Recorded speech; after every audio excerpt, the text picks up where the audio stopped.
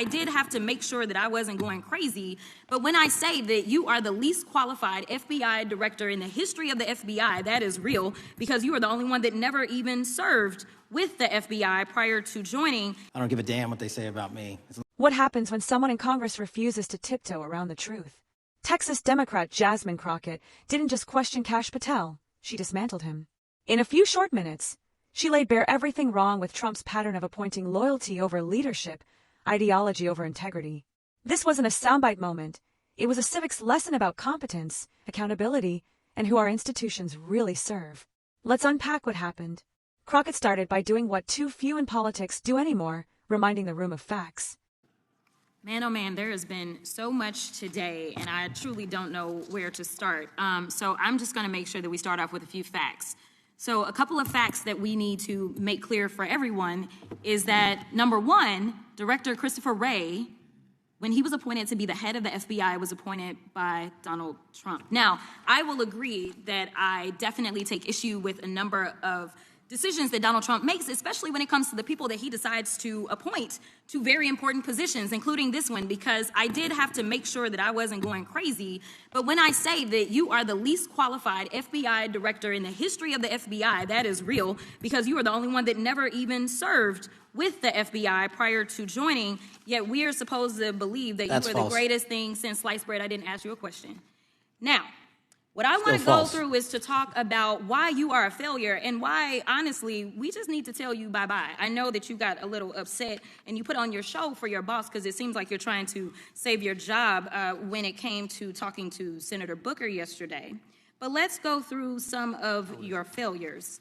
So before you were even confirmed, and I think one of my colleague from Georgia, pointed out that you were already targeting career officials so that you could direct illegal firings. Mind you, these cases that you were so upset about, which are the ones tied to Trump, the cases came through his handpicked FBI director.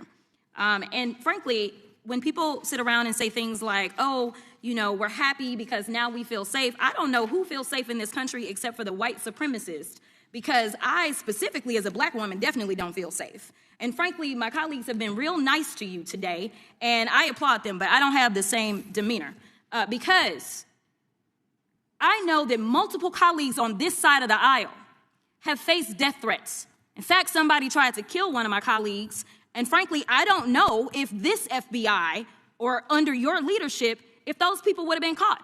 I don't have any confidence in you. And if we start talking about the reasons that I lack confidence, we could start with you not just wanting to acknowledge some simple facts. Simple facts like the vast majority of the threats are coming from right-wing extremism. And I know my colleagues have tried to stress this, but I decided that I would maybe do it in a different way. Number one, I have a couple of UCs. Kim Buck, one of multiple Republicans receiving death threats for voting against Jim Jordan as House Speaker. Without objection. Another one, Republican lawmaker says she received death threats after voting against Jim Jordan in Speaker's race. Without objection. In addition, there was another one from another colleague who now is leaving Congress because they said that they were calling his wife anonymously and threatening her life to the extent that she ended up sleeping with a firearm. Without objection. Okay, so here's the deal. How are we supposed to have confidence when you're sitting up here telling the Senate yesterday that it will take you 14 years before you can get the FBI fully staffed to do their jobs? You're also now redirecting resources so that they can go and play ICE agents on the streets. You're getting rid of your most qualified people. And even when it came down to somebody that you consider to be a friend, you were posted up having some fancy dinner to the extent that you posted not only once erroneously, you posted twice erroneously as it relates to catching somebody. And then you want to go and say, let me take a victory lap. Because honestly, if it wasn't for parents deciding that they were going to turn in their child, it seems like y'all wouldn't have got there, even though he literally confessed online. So I'm confused about what it is that the FBI is doing except for trying to put on a show for The Apprentice or whatever you want to call him. The day after all of this took place, there was domestic terrorism that was taking place at HBCUs. They were targeted. Yet I didn't hear anything from the FBI about what was going on. And again, black people kept saying, how did we end up in this? because the numbers are so very clear that white supremacy is a problem. And honestly, I've not heard anything out of you today that makes me believe that you're going to do anything about the white supremacy problem, the one that is leading to children being killed, children being shot, as well as members of their community as they're worshiping in their churches. She made it clear that Christopher Wray, the current FBI director, was appointed by Donald Trump, not Joe Biden. That's important because it undercuts the right-wing narrative that the FBI is somehow anti-Trump or part of a Democratic conspiracy. It's the opposite. The very people crying deep state are the ones who installed its leadership. Then came the knockout blow, Crockett calling Patel the least qualified FBI director in history. That wasn't an insult. It was a reality check. Patel never served a day in the FBI. He wasn't a field agent, an analyst, or even someone who climbed through law enforcement ranks. He's a political operative whose only real qualification is his loyalty to Donald Trump. That's the danger here, when positions of enormous power become rewards for political servitude instead of public service. Crockett then turned the hearing into what it should have been all along, a reckoning with leadership failure. She pointed out Patel's record of targeting career officials, the very people who keep the FBI running when politics gets ugly. She exposed his unwillingness to acknowledge right-wing extremism, the single greatest domestic terror threat in the U.S., according to the FBI's own data. And she said something that carries deep emotional truth. As a black woman in America, I don't feel safe. That line hits because it's not theoretical. It's personal, and it's political. It connects decades of systemic neglect, black communities told to trust the system, while white supremacists are emboldened and protected. It wasn't just Crockett's frustration. It was a reflection of millions who see the hypocrisy in America's definition of law and order. Then came the predictable response from Republicans, mockery.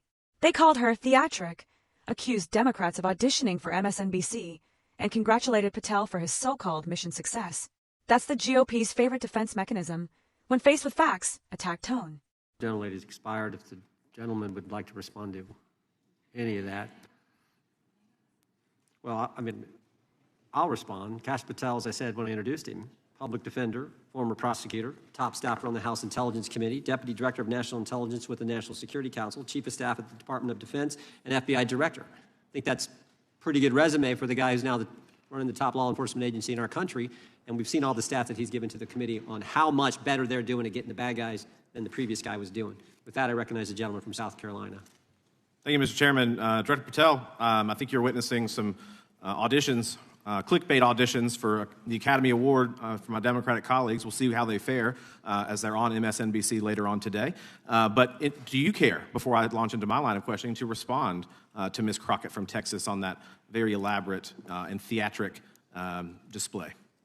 Here's what I've learned in my government service. When confronted with accountability, call it a performance. But Crockett wasn't performing. She was documenting a failure of leadership in real time. And when Patel arrogantly said, "I don't give a damn what they say about me as long as I'm succeeding in the mission," it revealed something chilling. That mission, in his mind, isn't justice. It's loyalty to Trump's agenda. When he brags about empowering the FBI to work harder under Trump, he's rewriting history, pretending the same administration that inspired an attack on the Capitol somehow made Americans safer. Jasmine Crockett's takedown wasn't just about one man's incompetence. It was about the rot that seeps in when political loyalty replaces merit, when leaders stop caring about truth, and when oversight becomes optional. She forced everyone watching to confront a hard question. If this is what law enforcement looks like under MAGA, who is the law really protecting? That's why this moment matters. Not because it's fiery, but because it exposes the stakes. Democracy isn't just about elections. It's about the integrity of every institution that keeps power in check. When those institutions get captured by ideologues, democracy weakens from the inside out.